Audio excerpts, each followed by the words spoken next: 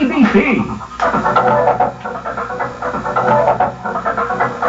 Today's top story.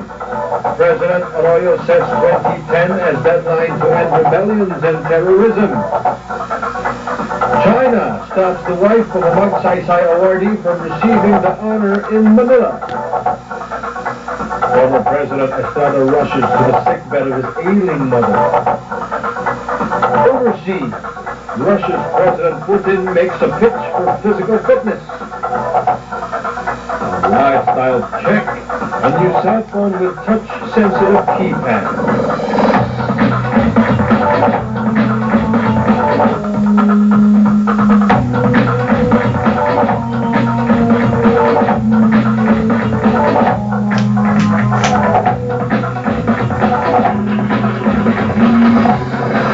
Arroyo has given the military a power order. It must crush all enemies of the state by the end of her term in 2010. Our Malacanang correspondent Joey Francisco has that story. President Arroyo asked the armed forces to give her a going-away present, a gift that's so tough to give it hasn't been delivered to any sitting president since time immemorial. She wants insurgency, rebellion, and terrorism crushed before she steps down in 2010. It is either get rid of them now or get rid of them later. Whatever happens, they must be stopped. The president knows that what she's asking for isn't easy to achieve. That is why she's bent on pushing for the 2008 national budget, which includes a $5 billion AFP modernization fund. There's also military aid from allies like the US and Australia. To augment our troops, Mrs. Arroyo also wants the reserve force strengthened and is mulling the idea of making ROTC compulsory again. Yesterday, the Commander-in-Chief also gave a go signal to increase the combat pay of soldiers. A Commander-in-Chief cannot ask for more from those who have been in the line of fire. But they have earned the right to ask for me. Without telling them, without them telling me what they are, I know what they are. We will give it to them. The weapons to win battles and the wherewithal to win the peace. But the President says that while they want to crush the enemies, they will still pursue peace talks, will still continue development programs in affected areas, and even offer amnesty to rebels. But let me be clear on one point. In preaching peace and working for progress, we are not foreclosing our use of our military to protect our people and keep them safe. For those who recognize no other language but force and violence, government will be tough and relentless. Joey Francisco, ABC News. Armed Forces Chief Hermogenes Esperon wasted no time responding to the President's challenge.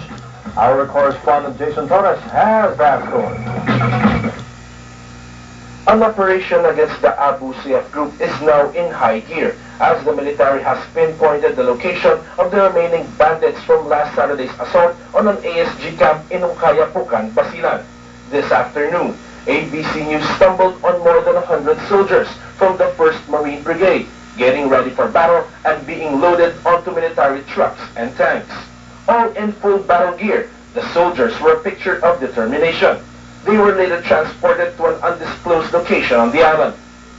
AFP Chief General Hermogenes Esperon Jr. confirmed an encounter is possible anytime soon. Yes, we will not launch operations unless we have good intelligence on them. And so let's just wait.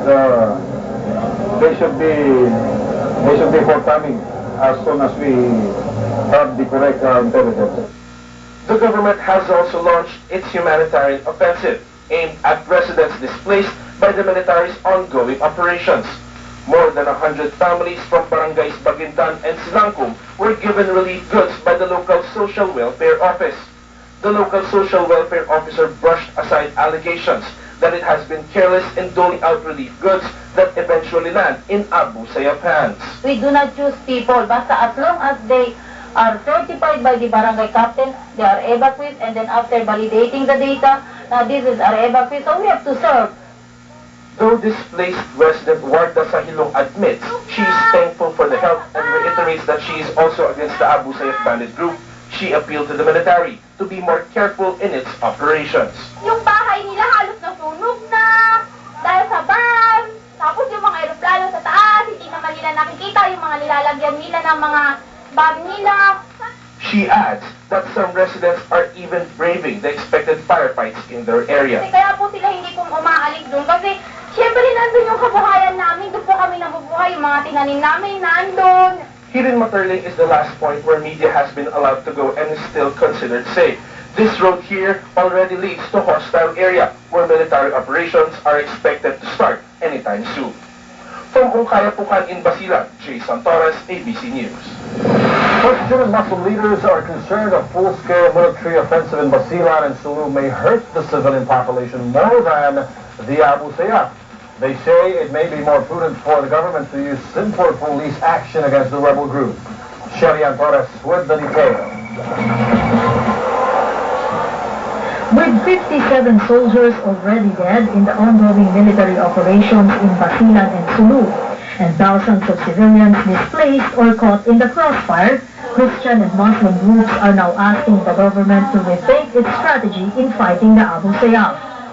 They say dealing the Abu Sayyaf with full military force may not be the answer. Protestant priest Jerry Sabado of the Promotion of Church for People's Response says President Arroyo's 2-month time frame to totally annihilate the ASG is also unlikely to happen. Sa Espinosa ay yung tinatawag natin ilang violent liars and war criminals.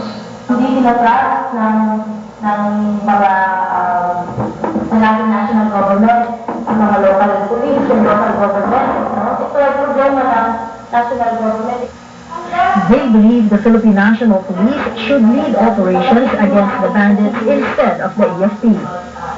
Well, ang ginagawa ng gobyerno, ang ginagawa niya, Abu Sayyaf yung gusto niyang resolve pero biyara yung kanyang nilulustahan, which we believe ay hindi tama. Kaya paano na ito yung giyara, yung Abu Sayyaf resolve niya sa pamamagitan ng police matter, police operation, peace talk sa mga rebel. Father Joe Dizon of the Ecumenical Voice says the PNP can easily match the Abu Sayyaf's firepower and international training. Dapat kaya ng pulis yun, kasi kung hindi kaya ng pulis yun, you have to dismantle our police, no? Dahil police matter yan, no? Na dapat i-address, no? So, hindi justification na may more power yung, no? The groups also staged a night barrage and urged the president to continue peace negotiations with the Moro Islamic Liberation Front. Sherian Torres, ABC News. Next on Central, former President Estrada comes to the sickbed of his mother. Overseas, Putin goes uncovered as he makes a pitch for fitness.